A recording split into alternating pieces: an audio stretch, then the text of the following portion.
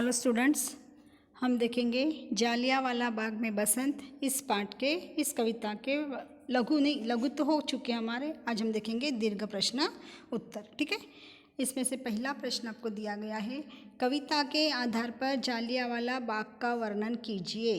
अच्छा बड़ा प्रश्न है, आपको लिखते आना चाहिए। जालियांवाला बाग कैसा था, कौन सा ऋतु था वहाँ पर, कोयल कैसे गीत गा रही थी और पुष्प कैसे थे, वहाँ के युवा वृद्ध और बच्चे किस अवस्था में थे, ये सारी बात वहाँ पर आपको लिखना आना चाहिए। ठीक है, तो पहला प्रश्न आपको दिया गया है, कविता के आधार पर जालियांवाला बाग का वर्णन कीजिए। तो पहला प्रश्न में उत्तर लिखेंगे आप, कविता के आधार पर जालियांवाला बाग में यह बताया गया है कि अंग्रेजों के द्वारा कैसी थी, उनके अंदर पशुता थी। अंग्रेजों की पशुता के कारण वे ऐसे शिकार कर रहे थे कि जैसे भोले भाले पुरुष स्त्री और बच्चे मौत की गोद में सो गए। क्या किया, अंग्रेज लोग कैसे थे, बहुत क्रूर थे, और वो क्रूरता की वजह से उन्होंने क्या किया था, वहाँ के जो बच्चे भोले भाले वृद्ध युवा स्त्रियाँ सभी को उन्होंने क्या किया था, मौत की गोद में सुला दिया था। बाग पूरा खून से सड़ा पड़ा था। जैसे हम सड़ा डालते गोबर का दरवाजे के बाहर आंगन के अंदर, उसी प्रकार वहाँ पर पूरा खून से इन लोगों का खून वहाँ पर पड़ा हुआ था। और वसंत को संबोधित करते हुए अनुरोध किया गया है कि तुम जब यहाँ पर आने चाहते हो तो आओ, लेकिन कैसा आना है आपको, यहाँ पर शांति के साथ में आना होगा। शांति के साथ में आओ और यहाँ पर सोही आत्मा के विश्राम में बाधा न पड़ने पाए। तुम आओ लेकिन कोई प्रकार का शोर मत करो, धीरे धीरे आओ, बिना आवाज़ के आओ। और क्योंकि यहाँ पर जो मृत आत्मा पड़ी हुई है, उन मृत आत्मा की शांति में कोई प्रकार का भंग नहीं होना चाहिए, उनको अच्छी नींद में सोने देना चाहिए। इस प्रकार से यहाँ पर इस प्रश्न का उत्तर आपको लिखना होगा। आया समझ में? अब दूसरा प्रश्न हम देखेंगे, ऋतुराज वसंत को कवयित्री किस बात के लिए सचेत कर रही है।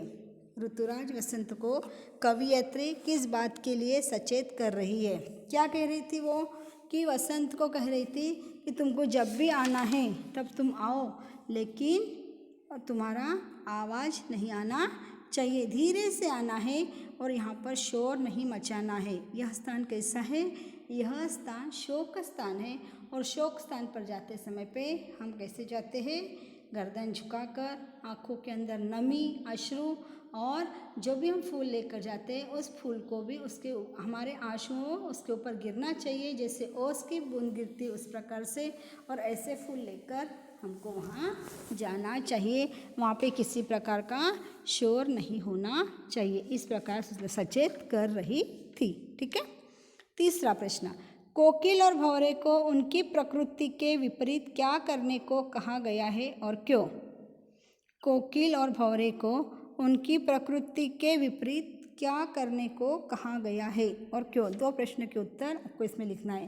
क्या करने को कहा गया था, कि कोयल को कहा था तुम आओ लेकिन गाओ, और गाना कैसा गाना है आपको, आपका गाने के अंदर क्या होना चाहिए, कि आपके गाने में कौन सी राग होना चाहिए, रोने का राग होना चाहिए। कोकिल तुम आओ और गीत गाओ, लेकिन जब तुम गीत गाओगे तो तुम्हारी गीतों के अंदर रोने की राग होनी चाहिए। इस प्रकार से उन्होंने कोकिल को कहा है। और इतना ही नहीं, जब भंवरे यहाँ पर गुनगुनाने कर वातावरण अच्छा बनाते हैं, और जालियांवाला बाग एक शोक स्थान है, इसलिए कोयल और भंवरे को उनकी प्रकृति के विपरीत करने को कहा गया है। कोयल को तो कहा कि रोने का राग गाना, और भ्रमर को कहा था कि तुम जो भी कहानी सुनाओगे तो तुम्हारी कहानी कैसी होनी चाहिए, कष्ट भरी कहानी होनी चाहिए। इस प्रकार से उन्होंने यहाँ पर कहा गया है। ठीक है, अगला प्रश्न है, जालियांवाला बाग हत्याकांड अंग्रेजों की क्रूरता का एक जीता जागता प्रमाण है। कैसे।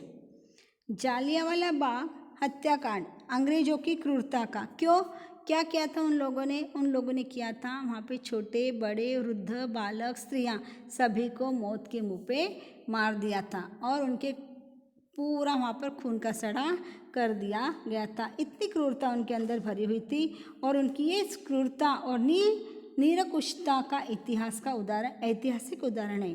अंग्रेजों की पशुता के शिकार कितने भोले भाले वृद्ध, स्त्री, पुरुष, बच्चे मौत की गोद में सोकर तड़प तड़प कर मर गए।